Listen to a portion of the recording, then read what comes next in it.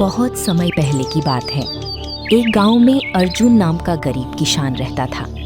उसका बहुत छोटा सा परिवार था। उसके परिवार में एकमात्र बेटी थी जिसका नाम लाली था।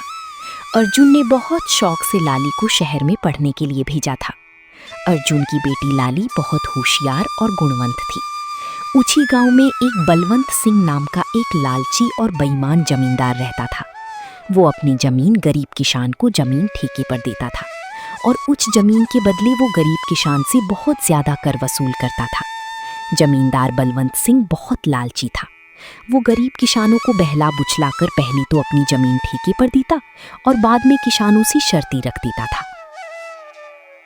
इन गरीब किसानों की क्या जिंदगी है। बस 2 वक्त की रोटी के लिए दिन भर काम करते हैं और पूरी जिंदगी 2 वक्त की रोटी के लिए तरसते रहते हैं।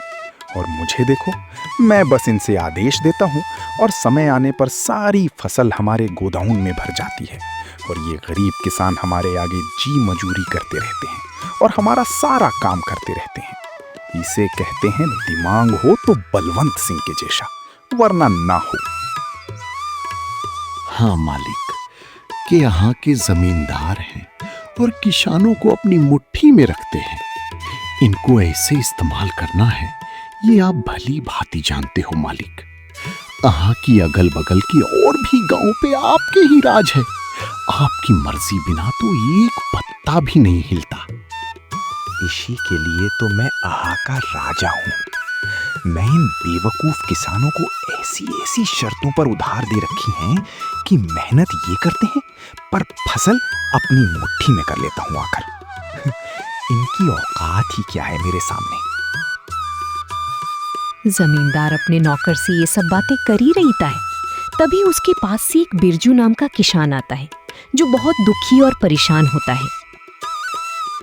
मालिक, मैंने सुना है कि आप किसानों को जमीन ठेके पर देते हो।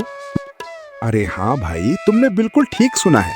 मैं अपनी जमीन किसानों को ठेके पर देता हूँ। मालिक, आप मुझे भी अपनी जमीन ठेके पर दे दीजिए। मैं भी आपकी पर काम करना चाहता हूँ।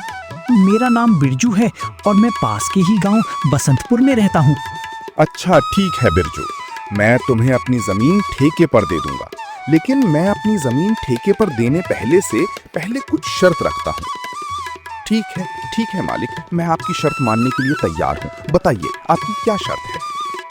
शर्त ये है कि तुम्हें मेरी जमीन पर काम करना होगा और 1 साल के बाद उस जमीन पर जो भी फसल उगेगी उसका आधा हिस्सा तुम्हारा होगा और आधा हिस्सा मेरा होगा।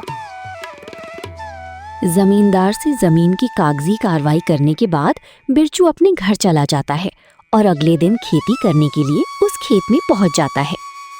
चलो, अब जमींदार साहब से जमीन तो ले ली है। अब इसमें खेती करना शुरू कर देता हूँ। उम्मीद है इस जमीन पर अच्छी फसल होगी। मुझे इस जमीन पर बहुत मेहनत करनी होगी, तभी मेरे लिए कुछ बच पाएगा। बिरजू उस खेत पर दिन रात मेहनत करके फसल उगाता है। बिरजू उस खेत पर दिन रात मेहनत करके फसल उगाता है। कुछ महीनों बाद गेहूं की फसल उगकर तैयार हो जाती है और बिरजू गेहूं की फसल की कटाई शुरू कर देता है। बिरजू के उगाए हुए फसलों की खबर जमींदार बलवंत सिंह के कानों तक पहुंचती है।